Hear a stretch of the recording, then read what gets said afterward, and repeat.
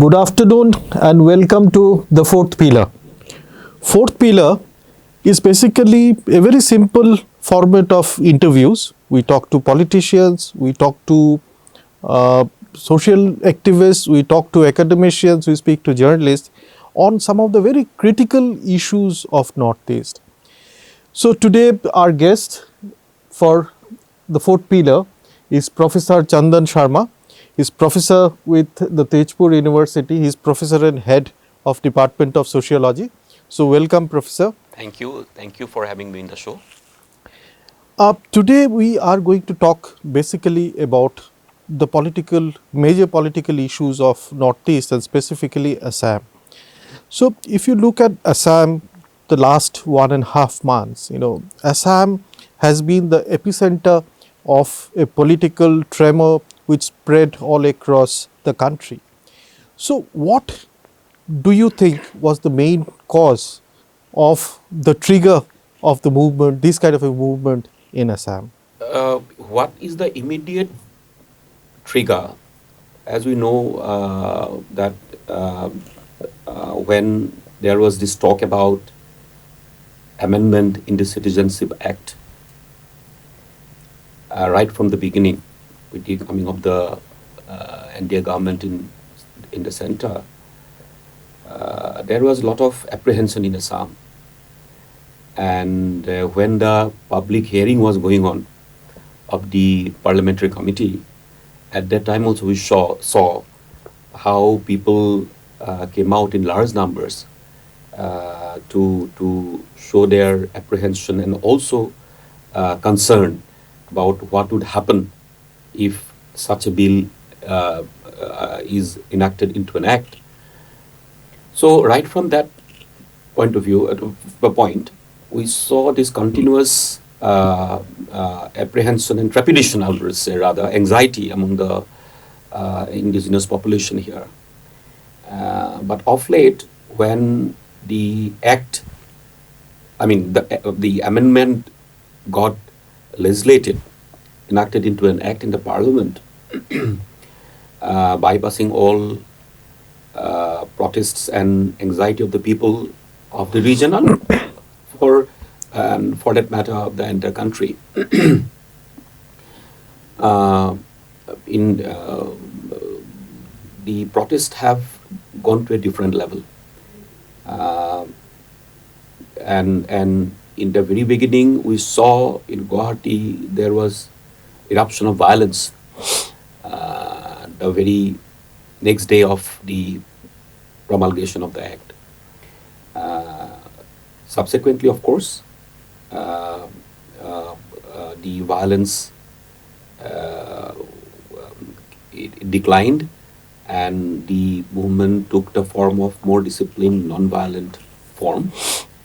And what is significant is that large number of people across communities have come out in different places, in Mofussil towns, not only in Guwahati, but district headquarters, Mofussil towns, villages.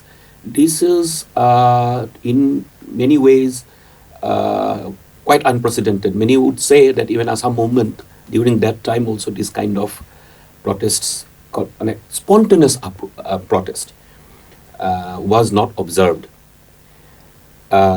This is, however, not an issue which is confined to Assam. So if I talk about the Northeast, it is also, as we all know, going to affect the other Northeastern states. Subsequently, Government of India have exempted the states with inner line regulation from the purview of the Act and the 6 scheduled areas. But that has not dampened the spirit of protest, because there are other apprehensions, because even these states which are exempted, they also feel that this exemption is not enough. It is not going to really protect them from what they are going to face if this act is really implemented in Assam. Okay, ASU is the torchbearer of this movement. Yeah. And according to ASU, this citizenship amendment is going to, be a threat to the Assamese identity. So how big do you think is the threat? do you think, is it a threat, or it's not a threat also? You can answer that. It is not only the ethnic Assamese community only. It is the other smaller indigenous communities of the state and, for that matter, the entire northeastern region. The threat is definitely there, although different numbers are given. How many of them would come? Okay. The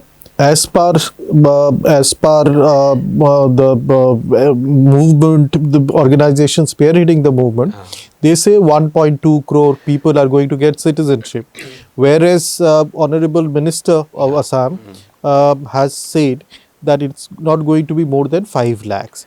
So, which figure do you think is the correct figure? So I think there are two aspects of this. Actually, there are, this is about the people who are already staying and people who may come.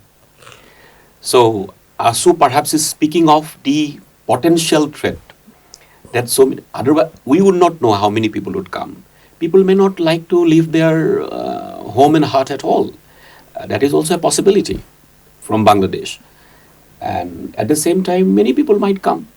And because although 31st July 2014 has been declared as the cutoff date, in effect, what we have been given to understand is that, there is no requirement of any document to show that somebody has come to India before 31st of July 2014. So if that happens, then this process potentially may go on indefinitely. Somebody who might come much later but can claim that he has come much before, and especially when the government is more benign, or so that is definitely a threat. On the other hand, I do not know, government may have some data, I do not know on what basis this figure has been quoted, cited, 5 lakh or 3 lakh or whatever, because we also observed that government is also not speaking in one voice. Coming back to government, the BJP or the NDA is talking about persecution of Hindus in Bangladesh. So, but in Bangladesh media or international media, we have not come across any large-scale case of human rights violation on the Hindus in Bangladesh. And if we look at the festivities in Bangladesh, last year, 2019, 600 new Durga Pujas were added to the festivities. Altogether, more than 3,000 Durga Exactly. Pujas, yeah. So that addition of 600 numbers, doesn't show that there is, incidence of large scale, human rights violation, or so as to say persecution in Bangladesh. Right. So what exactly prompted BJP to think, quote unquote, look at persecuted Hindus in Bangladesh to, give them some kind of a settlement here? That is very actually surprising. But we also need to know that this was in their election manifesto, bringing amendment to Citizenship Act, giving citizenship to the persecuted minorities. But yes, there is no evidence as of now that there is such persecution which may call for this kind of an act. And we get to hear from authorities in Bangladesh, including ministers and even their prime minister, who has categorically denied of any such persecution. And not only that, even Hindu organizations, they are also actually expressing apprehension, anxiety about this act, because this act might, show them in a very different light. Like if we talk of persecution in this part of the world, Rohingyas are probably the most persecuted lot in this part of the world. But India has not opened its door for persecuted Rohingyas, whereas we have opened door particularly for, Bengali Hindus from Bangladesh. This is quite surprising. So tell me. Not only the Rohingyas, Rohingyas are there, the Tibetan refugees are there, Tibetan the refugees. Tamil refugees are there. So there are many such cases Exactly. in the region. Yeah. But if you look at the mood of Delhi, it doesn't look like that NDA is going to turn back from CAA. That is what they have indicated at. Yes. So what exactly is going to happen to Assam? Do you think the movement will continue, or it's going to die a natural death? I think if there is no redressal of the issue in Assam, I think the movement will continue, and movement might also take different form, and that we have to be also wary of. But at the same time, we have to wait and see. Although at this moment we are all waiting for some kind of intervention of the court, Honorable Supreme Court. the Honorable Supreme Court, for some kind of positive outcome in favor of the protesting the masses. But that might not even happen. I mean, if that doesn't happen, that will be very, very unfortunate, and that might lead to a situation which might be something which may bring uncalled for consequences, and nobody is actually wanting that. But at the same time, there is this talk of constitutional safeguard. There is this talk of inner line being implemented in Assam, and all that. But if you ask me, I believe yes, constitutional safeguards perhaps are a measure of giving some kind of safeguard to the people, but that may not be all. Well, CAA continues to be a major political issue in Assam. Do you think it is going to affect the electoral prospect of BJP in 2021 assembly elections in Assam? It's very difficult to say. Although their electoral, it will definitely affect them adversely.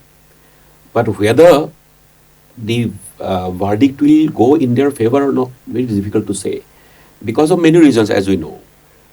Electoral politics often, unfortunately, do not reflect the opinion of the masses. Even the elected political party with vast majority comes to power only with 30% vote, 32% vote. So it's very difficult to say. I mean, yeah, since you have mentioned about percentage of vote, in 2016 when BJP came to power in Assam, there was a BJP wave, Modi wave in Assam, and BJP got 31% vote share in Assam, whereas there was a strong, very, very strong anti-incumbency factor against Yes. Tarun Gogoi, and he ruled Assam for 15 years. So there was a strong anti-incumbency factor. Still, Congress got 29.5% very vote. slender difference. Yes.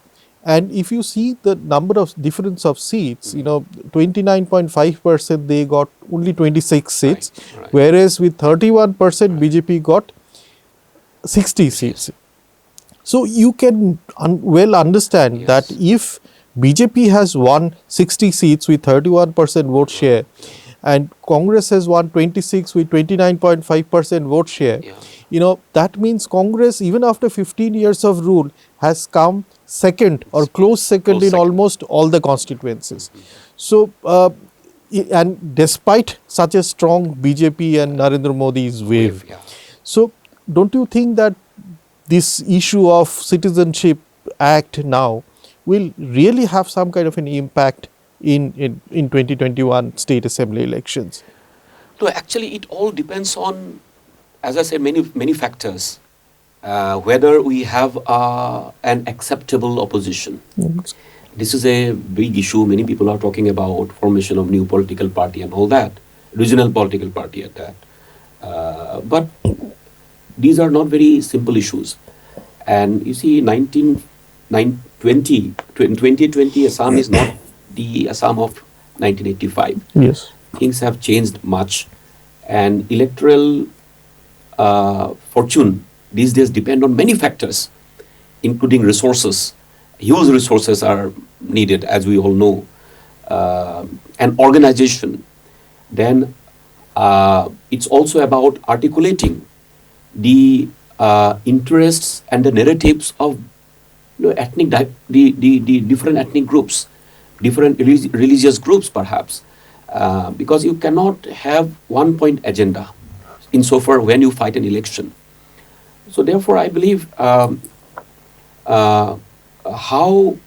these issues are articulated, how these issues, the anti CAA mood is translated, converted into a different platform against the establishment. So it will all depend on the I think how the leadership of the new political forces, or even the opposition political forces, take up the matters, how far they succeed in taking these issues to the people, because you see, many people still do not understand. And if you are talking only of mainstream Assamese people, that's another thing. But there are other smaller groups. And although we are talking about many groups participating, yes, they as ethnic groups, as ethnic organizations, they are. But whether these issues have really gone to the people at the grassroots, whether they have understood, these are also important challenges actually. So, I can understand what exactly you're trying to articulate. So, my point is, 2021 is not going to be an easy cakewalk for the BJP in Assam. That's for sure. They have to definitely face anti-government disgruntlement, whatever. That will be there. But whether that will become their nemesis, it will be very difficult to say at this moment. So, knowing it well that pushing for CAA in a state like Assam is going to be extremely difficult for the state units to handle. Right. So, what was BJP's compulsion to push this act so hard in a state like Assam? Could have exempted Assam, because Assam is very sensitive, very, very sensitive, when the issues of citizenship, foreigners, and especially Bangladesh comes. Right. No, definitely, that is what was expected. But I also feel that since this might be one exercise to regularize the already living foreigners in Assam, although 25 March was the cutoff date, but we know nothing has happened. So this initiative might be an initiative to regularize the foreigners who are illegally residing in the state. We do not know the exact number of it. Different numbers are being cited. But this will also, many people also say that the main objective of the BJP is to win, secure an election victory in West Bengal. That angle is also there, and we have large number of Bengali speaking population in Assam, and also Tripura, we must not forget. There are also large number of population coming from Bangladesh would be regularized if CAA is implemented. So I think, therefore, apart from other things, this. Do you think polarization is the new mantra to win electoral battles these days, and this is one of the reasons why? No, but this is nothing new. This polarization, these different kind of polarizations, we have witnessed in the past. So this is nothing new, but Congress have done it, all political parties have done it, we know, and that is how the issue of foreigners have been, such an emotive issue even now, an unresolved issue. So BJP is not doing anything new to my mind that way. Okay. But yes, but when you do these divisionary politics, actually, when you have given it a kind of constitutional status, that has become a problem for a large number of people. I mean, most of the people in the country.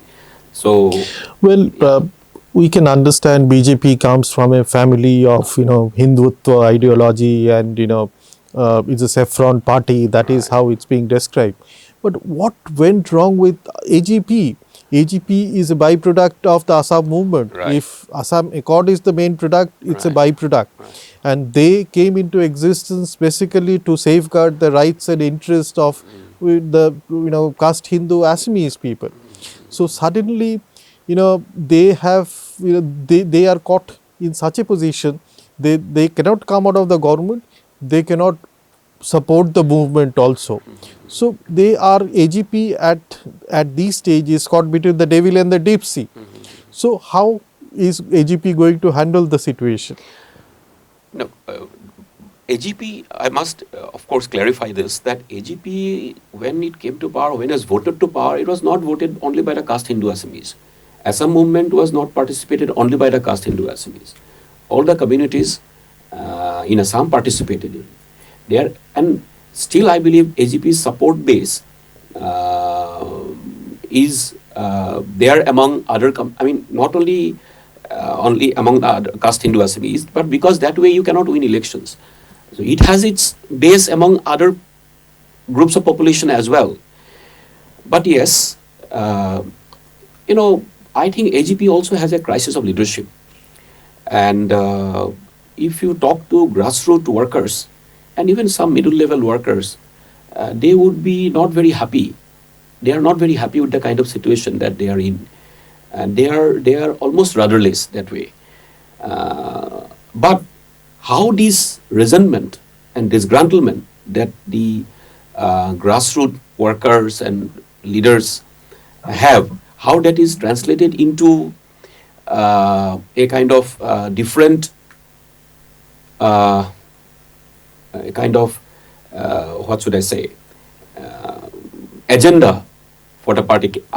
Will they be able to project a different agenda or cleanse the agenda from the existing leadership? This is only time will tell.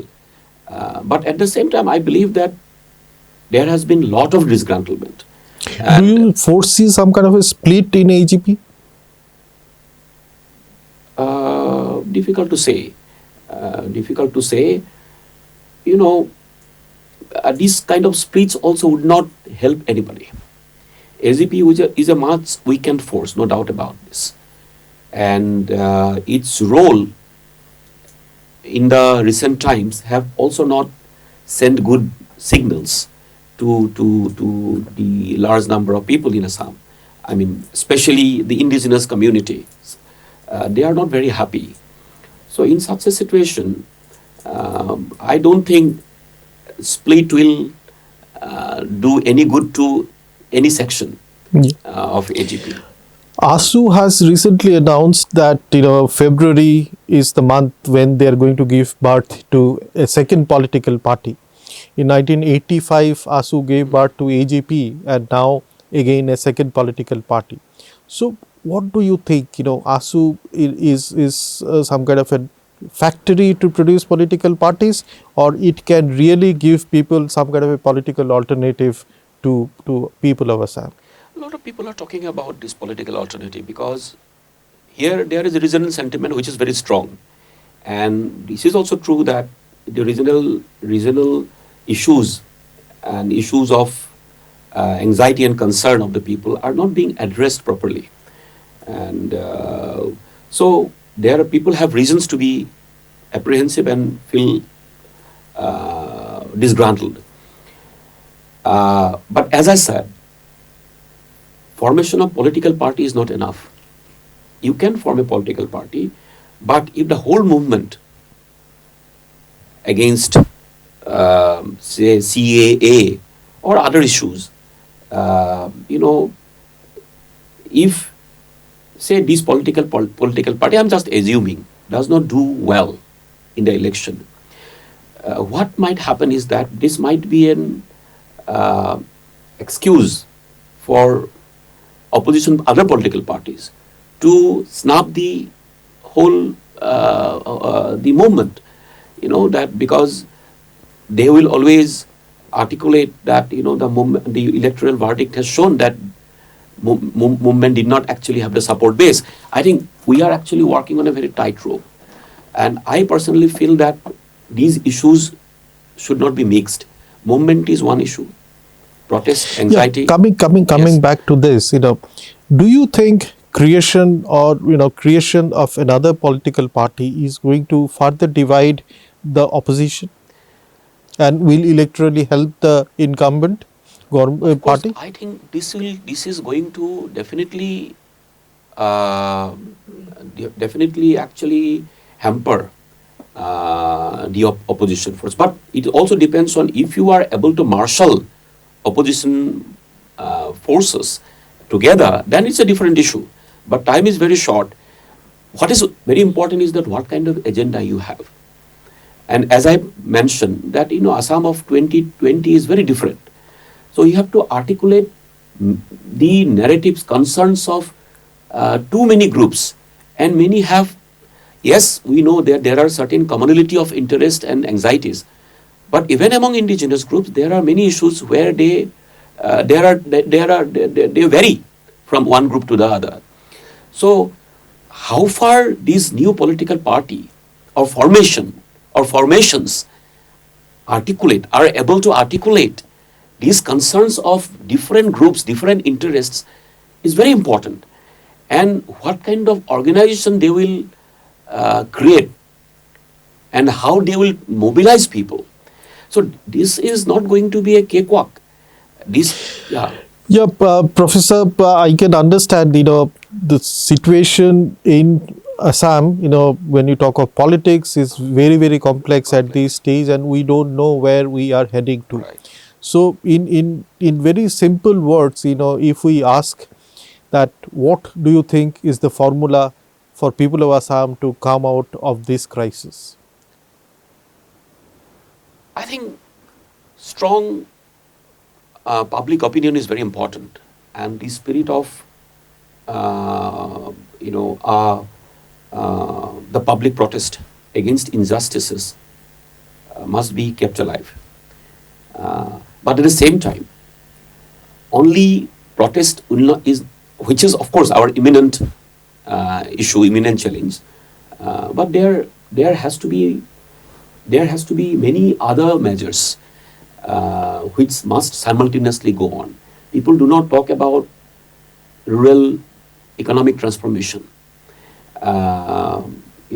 Without an economic lakhs of youths from the region have gone out migration, as you know, which is a very important issue today.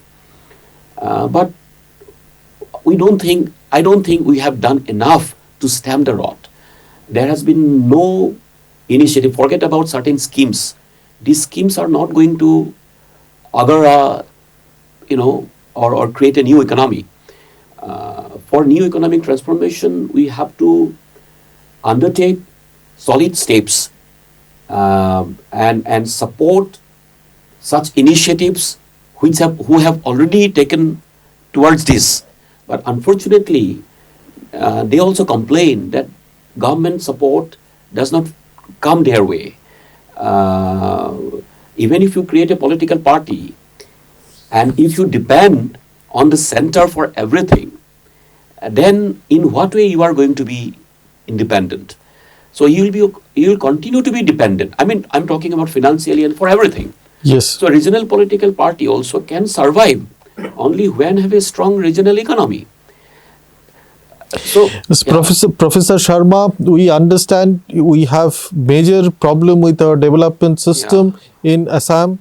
We have annual problems of flood, unemployment is another big issue, and the political turmoil is still on. Yes. So we'll definitely we'll have to find some ways to resolve these issues and help Assam to march towards the path of success.